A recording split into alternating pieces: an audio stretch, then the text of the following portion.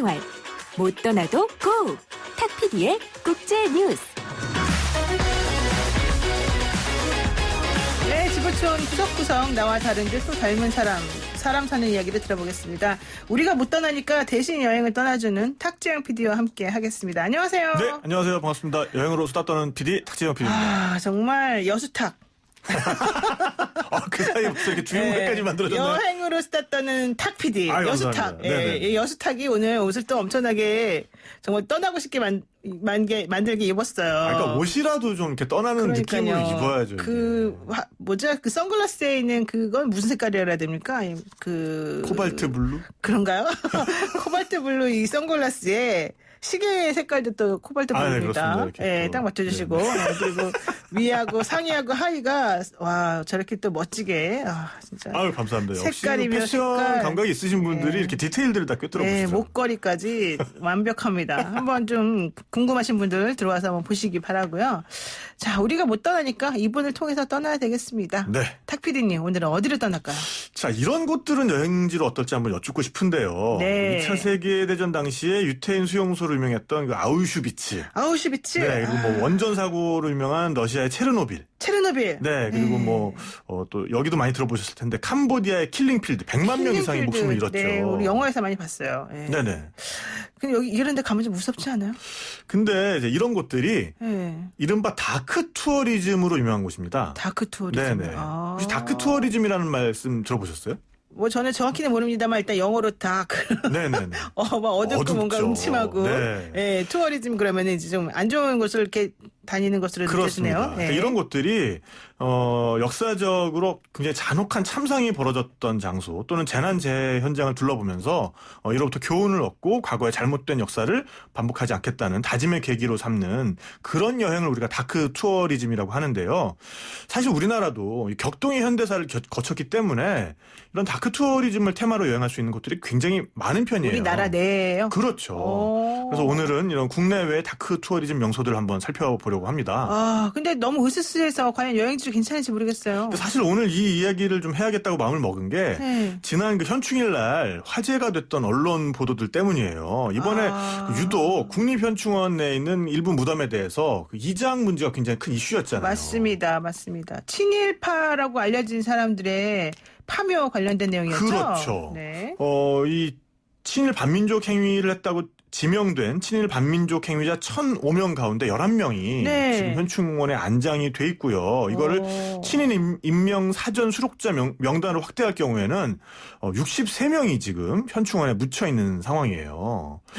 이렇게나 많이 우리나라가 사실 역사를 좀 제대로 단죄하지를 못하는 그런 좀 안 좋은 게 있는데 만약에 이 사람들이 그대로 현충원에 묻혀 있게 된다면 참 그렇죠. 안타깝네요. 이게 좀 아이러니컬한 상황인데 이번 국회에 들어와서는 좀 어떻게든 정리가 될 가능성은 큰 것 같습니다. 그렇죠. 왜냐하면은 지난 그 선거를 맞이해서 광복회가 국회의원 후보들을 상대로 실시했던 설문조사가 있어요. 광복회는 뭐죠? 광복회는 이제 독립운동가 후손들이 만든 단체입니다. 네. 그래서 이 결과를 보면은 지역구 의원 253분 중에 190명이 친일 찬양금지법 제정과 국립묘지법 상훈법 개정안에 찬성하는 입장을 보이고 있는데요. 근데 이제 국립묘지법 상훈법 개정안의 골자가 친일 인사의 현충원 안장을 금지하고 현재 안장돼 있는 분들도 묘지를 옮기는 건데요. 근데 이제 이분들께서 아니 어떻게 한번 묻힌 건데 이걸 옮기냐라고 하실 수 있잖아요. 그래서 그런 분들을 위해서 대안을 하나 제시하고 있는데 이 대안이 굉장히 묘안입니다. 뭡니까? 이분들이 만일 묘를 옮기기 싫다고 하시면 이분들 묘 옆에다가 친일 행적비를 세우는 거예요. 어머나. 네, 그래서 이게 어떻게 보면은 부관 참시 논란도 좀 피하면서 후세에 충분한 경계와 성찰의 메시지를 또 전할 수 있는 방법이 아닌가 이런 생각을 하게 되는데 그러니까는 친일파니까 원래는 거기에 묻히면 안 되니까 이제 묘를 그럼 이장해라라고 얘기가 나올 것 같은데 이장하기에는 또 부관참시 아니냐 뭐 이런 논란이 있을 수 있으니까 아예 거기다가 옮기지 말고 표말 같은 걸 붙이는군요. 주홍글씨처럼. 그러니까 이분들이 생전에 어떤 친일 행적을 했는지에 대해서 그걸 이제 따로 그런 이제 표시판을 세우자는 건데요. 상당히 부끄럽겠네요. 근데 이제 이게 어떻게 보면은 다크 투어리즘 측면에서 국립현충원이 새롭게 조명되는 그리고 이제 우리 현대사의 비극을 좀 더 적나라하게 드러내 보이는 그런 방법이 되지 않을까라고 생각을 해요. 근데 이렇게 되면 또 사자 명예훼손 이런 거 안 됩니까? 사자 명예훼손이라기보다는 어쨌든 이분들이 했던 없는 일을 만드는 게 아니라 글쎄요 사자에게도 사실적시에 의한 명예훼손이 통용이 되는지 잘 모르겠는데요. 맞습니다. 바로 그 부분입니다. 사자에 네네. 대해서는 허위 사실 적시만 명예훼손이 문제가 되고 그렇죠. 사실 적시는 괜찮습니다. 네네네. 변호사님께서 이렇게 말씀하셨으니까요. 네. 근데 이제 해외를 보면은 이런 스토리텔링을 통해서 인류가 저지른 지난 잘못들을 돌아보고 다시는 그런 일이 일어나지 않도록 결의를 다지는 거에 대해서 굉장히 적극적이에요. 그러니까 그렇죠. 이를테면은 해외는 그렇죠. 네네. 아우슈비츠 수용소가 굉장히 대표적이죠. 네네. 그러니까 이곳에서는 2차 세계대전 동안 400만여 명이 학살당한 곳인데요. 400만 명이요? 네네. 와. 근데 이제 아직까지도 당시에 뭐 가스실 고문실 이런 것들을 부끄러운 역사라고 없애버리는 게 아니라 그대로 다 보존해놨습니다. 심지어는 거기 유대인들이 가스를 마시면서 고통에 몸부림쳤던 그런 손톱 자국 같은 것까지 다 남아있어요. 아, 이렇게 손톱을 벽을 긁으면서 네네. 이랬던 거요? 그래서 이곳이 지금 한 해에 10만 명 이상이 찾는 그리고 지금까지 방문한 사람들 숫자가 44만 명에 이르는 유네스코 세계유산입니다. 네. 그리고 이제 1986년 4월에 원자력 발전소 사고가 일어났던 우크라이나의 체르노빌 아, 체르노빌. 있잖아요. 네. 네네. 원자력 발전소 이거 터진 거. 그렇습니다. 이곳이 아직도 일상적인 장소에 비해서 3배에서 100배까지 방사능이 뿜어져 나오는 곳인데요. 네. 이곳도 2017년에는 5만여 명. 근데 이러던 것이 얼마 전에 이게 드라마로 한번 제작이 됐어요. 체르노빌이. 그래요? 예. 그런 이후에 방문자가 더 늘어서요. 2019년에는 7만 2천여 명이 찾는 그런 명소가 됐습니다. 오히려 이런 걸로 역사의 의식도 고취시키고 또 반성도 하게 만들면서 한편은 돈도 버는. 그렇죠. 일석삼조네요. 네. 그런데 여기 아직 좀 위험하지 않습니까? 방사능이. 네, 그래서 이제 투어에 참여하기 전에 네. 일단은 개인적인 그러니까 건강상의 문제는 개인이 다 책임진다. 이런 서약서를 작성을 해야 되고요. 뭔가 마스크라든지 아니면 이제 나비 들어간 방호복 이런 기본적인 장구는 여행사에서 제공을 한다고 합니다. 그렇군요. 네네. 그러면 우리나라에도 이러한 다크 투어리즘으로 이름을 얻는 장소가 있습니까? 가장 대표적인 곳이 제주도죠. 제주도요? 네네. 아, 제주도 4.3 사건? 4.3 사건입니다. 네네네. 네네. 이 4.3 사건이라는 것이 1948년에서 54년까지 남조선 노동당 무장대를 토벌한다는 명분 아래 굉장히 많은 무고한 양민들이 학살된 사건이잖아요. 그렇죠. 네, 그래서 제주 곳곳에는 이런 쓰라린 역사의 현장이 아직까지 보존이 돼 있고요. 뭐 그 중에서도 유명한 곳을 좀 예를 들면 북촌 너분숭이 4.3 기념관이라고 있습니다.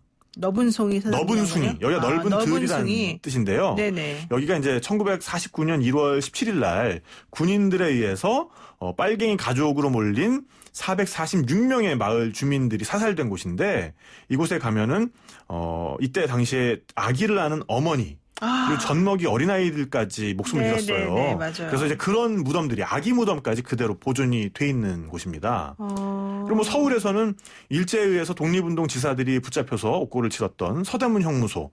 서대문 형무소 지금 역사관이죠. 이곳이 아주 대표적인 다크 투어리즘의 명소라고 할 수 있겠죠. 그러네요. 그래서 학생들도 이 서대문 형무소는 이렇게 간다 그래요. 가서 옛날 역사도 배우고. 그렇습니다. 또 현충원 또 가는 학생들도 많이 있고요. 네네네. 자, 그런데 어쨌든 이런 다크 투어리즘이 그냥 단순히 역사의 치부를 들추는 이색적인 관광 테마다 이렇게 볼 것이 아니라 네. 후세를 위해서 우리가 어떤 가르침의 명소로도 사실 활용할 수 있고 그렇죠. 향후 우리나라가 어떻게 나아갈 것인지를 알려주는 그런 가이드라인으로 작용하기도 할 것 같아요. 네. 예.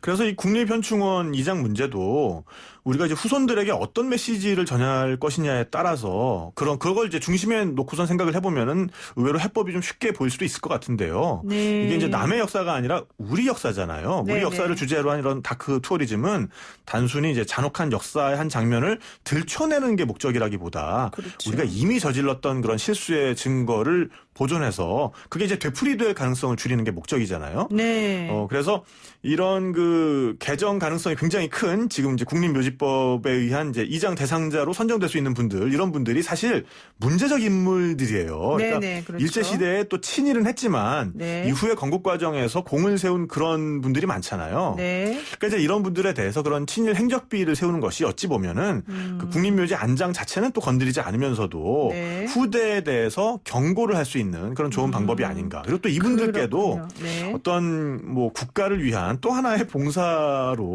의미로 또 비춰질 수 있지 않을까. 그렇군요. 그렇게 생각을 해봅니다. 네, 상당히 네네. 긍정적이고 낙천적인 성격이신 것 같습니다. 제가 좀 그렇습니다. 저는 좀 네. 이해가 안 됩니다만. 자, 1971 쓰시는 분께서요. 악덕 고문기술자 친일경찰 노덕술 이 사람도 현충원에 안장됐다네요.